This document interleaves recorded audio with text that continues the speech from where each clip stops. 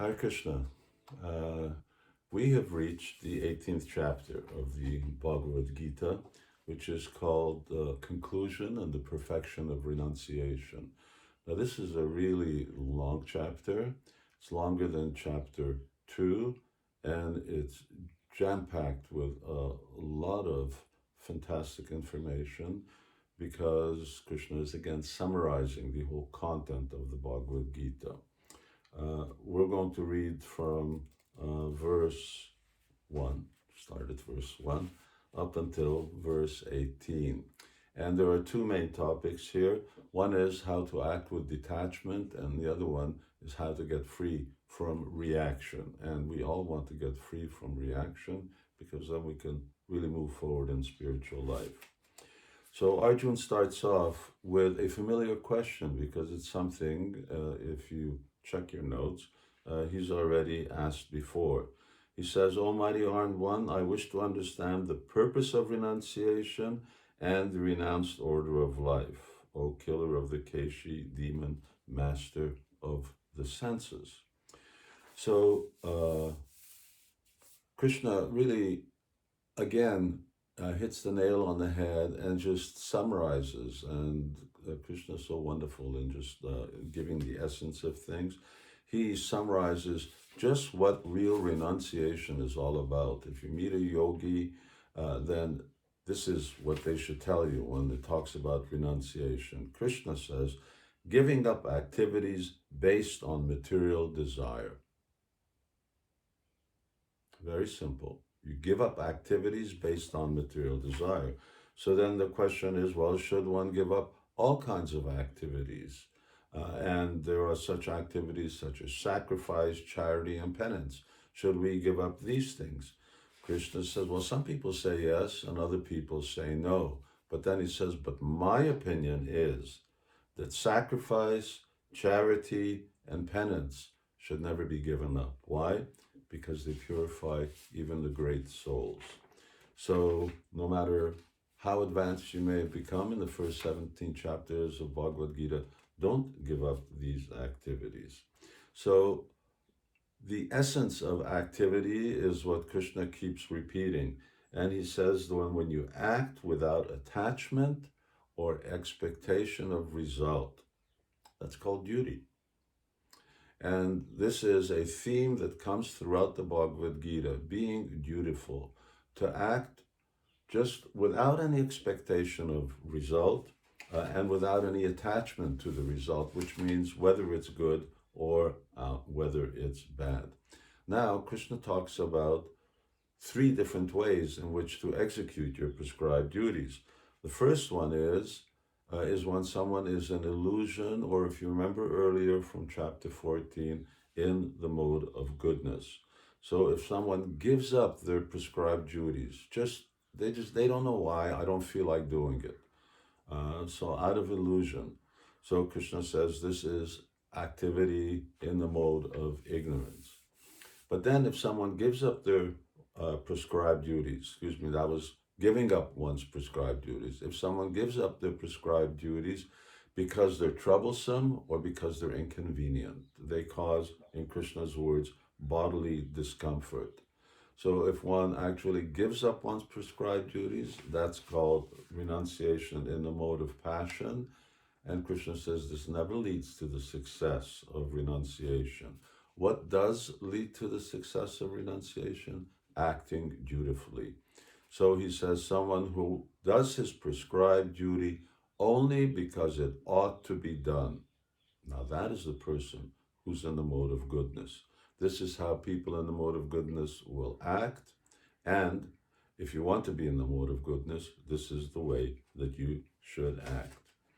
So here in verse 10, Krishna then says, the intelligent renouncer situated in the mode of goodness, neither hateful of inauspicious work nor attached to auspicious work, has no doubts about work.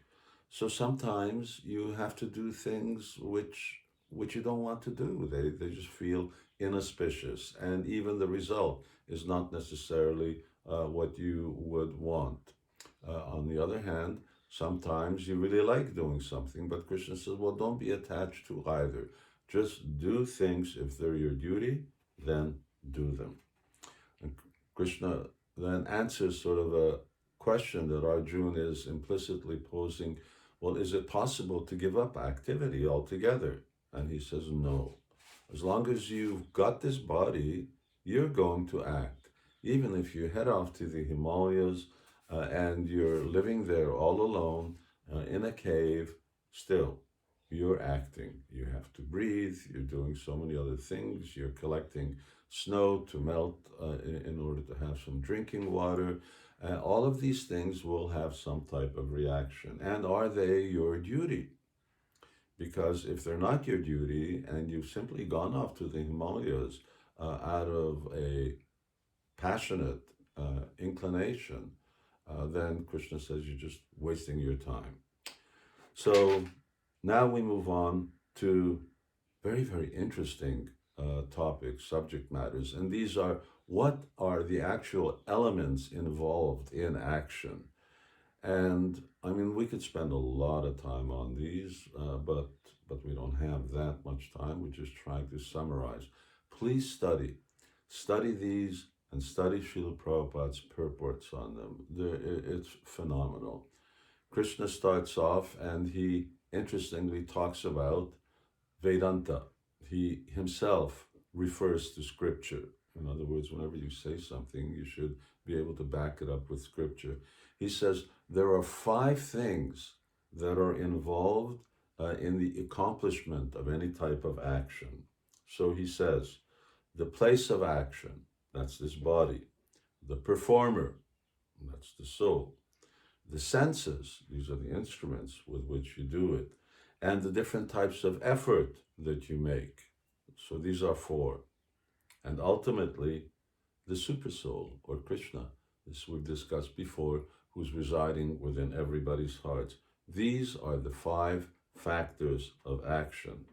So he says that whatever activities that you perform by your speech, your mind, your senses, all of these are executed by these 5 different factors. And of course, you may do the first 4 because those are all up to us, but the ultimate decider is the supersoul. So ultimately, whatever Krishna says, that's what goes.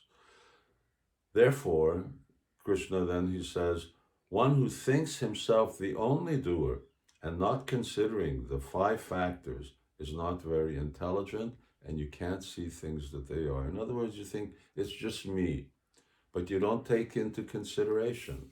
And these are, let me just go back. This is in verse 14. The place of action, your body. It means that you've got to be in good health to do a proper activity, for example.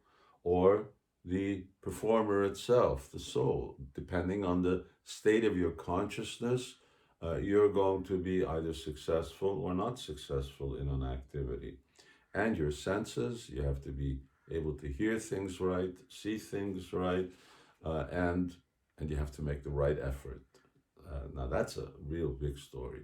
You have to be able to know, well, what are the things that really determine success from the material point of view? And ultimately, remember, it's Krishna. You may do all these things right, but if he does not want you to get result, and sometimes you think, I've done everything right, but still I'm not getting the result. Well, you may come to the conclusion, okay, Krishna does not want it. So this is the way that we have to be able to perceive activities that we do in this world. And Krishna concludes this section of his presentation on talking about action with the following. And now listen to this. This is the last verse, verse 18. Knowledge, the object of knowledge, and the knower are 3 factors that motivate action. The senses, the work, and the doer are the 3 constituents of action. So this is called Sankhya. This is Sankhya Yoga, which means to analyze something in a very systematic way. And this Sankhya Yoga is what Krishna now applying to action. So we've read about the different factors of action. Now, what are the factors that actually motivate action? Not just the factors of action, but what's the motivation behind action? And then also, what are the constituents of action? So I'm concluding. What motivates? How you will act? What you know.